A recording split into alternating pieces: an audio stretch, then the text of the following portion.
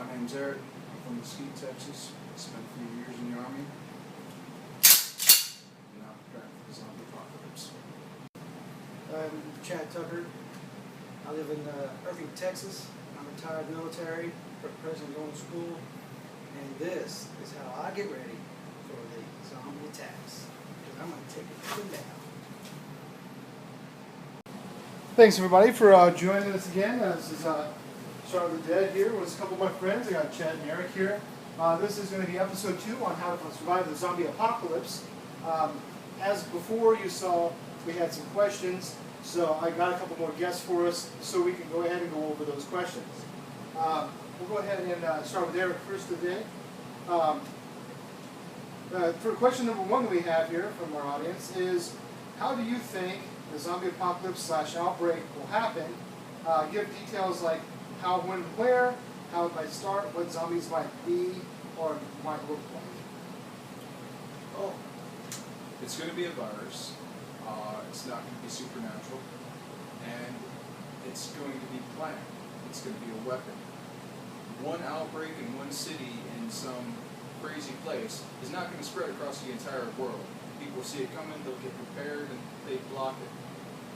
If it's going to take over the entire world, it's going to be some kind of terrorist event where they release it in multiple places at the same time. Chad? I agree with that a little bit. At the same time, I say that it could be, also a virus that's going to be not planned as well. It could be something like human error as well. So I agree with them to most of it. It's just a little bit of, adds a little bit of touch to it, in my own opinion. But you both think viral though, so that's good. Yeah. So we're both going with viral zombies, not supernatural undead zombies. It's a virus. Whether it's done with purpose or by accident, it's still going to be a viral infection. Correct. So as you can see, I mean, between last night, with episode 1, now with episode 2, pretty much so far everyone in the group is on board with this viral zombie outbreak. So far, none of us think it's going to be an undead thing where people are coming up out of the cemetery as corpses to throw themselves out because the dead are rising from the grave. It's going to be virus. All right. Question number 2 is, do you have a bug out bag and what's in it? Well, we see that you guys have bug out bags. So tell us a little bit about what you guys carry in your bug out bags. Chad, we'll go ahead and start with you on this one. Okay, my bug out bags include food, plenty of as much water as you can carry, because that's very essential, as well as food. You have to have extra ammo. I agree with the first episode, ammo. I'm going to carry an extra hatchet, because I want some backup stuff. You can't just have swords. Wherever else, I got a sword. I got a katana. Yeah, I got a katana. This is my first one. Then I'm going to back up for the hatchet, just in case I drop one or lose one. And then of course, for the very first thing, I got my 9mm. That's what my main thing I'm going to use. And I got knives. And I got small knives. I got about 4 or 5 of them, small knives. That way, I'll have plenty of knives, swords, or whatever I need. About yourself, what do you keep in your pack here? Well, I'm not terribly prepared. I've got some water, I've got some canned food, some 550 quart, a few Band-Aids, a little medical box, but I figure anything I'm really going to need for any extended period of time, I'm going to have to scavenge for. So if I got enough to last me a few days, that's enough. I agree with that in the scavenging part. There's some stuff you're going to have to scavenge. For sure. All right. Well, then we also wanted to know how have you been personally preparing for the zombie apocalypse? We also we'll go ahead and start back with Eric on this one. Got a few weapons, and everybody's got food in their house. But I think the best thing you can do for the zombie apocalypse is to think about it, to be prepared, to have a plan. Zombies against humans, and the biggest advantage humans have over them is their brains. And that's why they want them so much. Awesome. Alright. How about yourself, Chad? Well, first, keep the bag, make sure it's full of MREs or whatever, make sure it's always stocked, make sure everything's up to date. If anything, water, if it's bad, make sure you replace it. And just keep it like that until something happens, like, zombie attack or apocalypse, because that's going to be very essential if you keep it like that. And like I said, plenty of weapons, but to me, I think that if you overdo yourself with too many weapons, you're going to be weighed down and you're going to be slower. So try to think smart about what you're going to do. That's my personal opinion. Good, good. Then let me ask us, we want to know about the zombie role-playing game.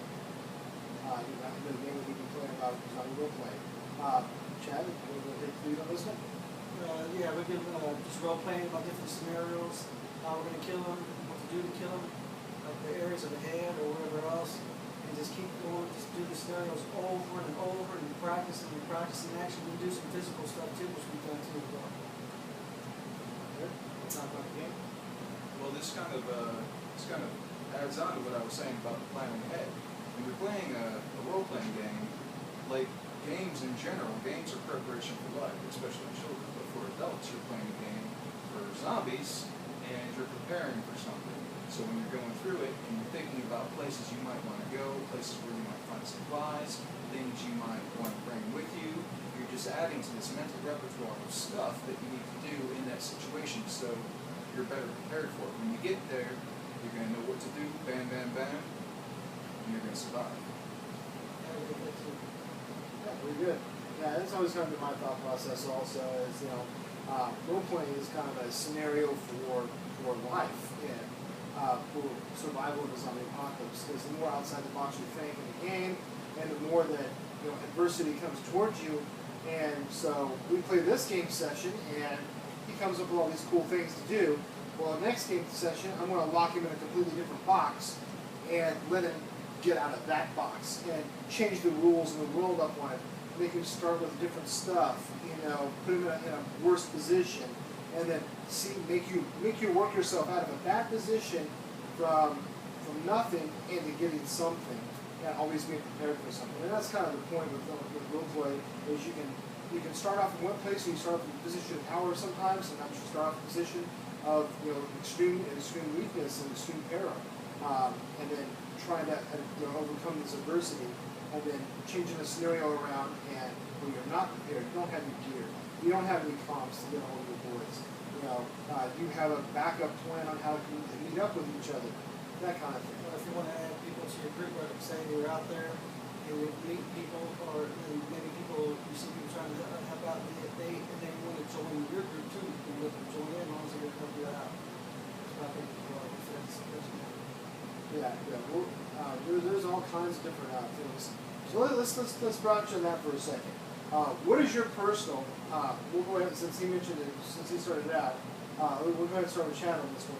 What is your personal opinion about bringing new people into the group in the midst of a zombie apocalypse? Well, as long as they're going to help the group out, then I say bring them. But if they're going to get crazy, get stupid, and not think, you know what, they're out. But you got to give them a chance first, because everybody deserves a chance at first. But if you're just going to be jeopardize what you're trying to do, jeopardize the group, get people killed, and you're going to sit to talk to anybody, or our kids or whatever, make sure they're taken care of, whatever else. Eric, how about yourself? You really got to take it as it comes at you. If somebody needs help, I say help them. If you have the ability to help them, you can't go saving everybody. You've got a horde of zombies coming at you. You can't be worrying about everybody. You can only help somebody if you help yourself first, if you're in a position to help.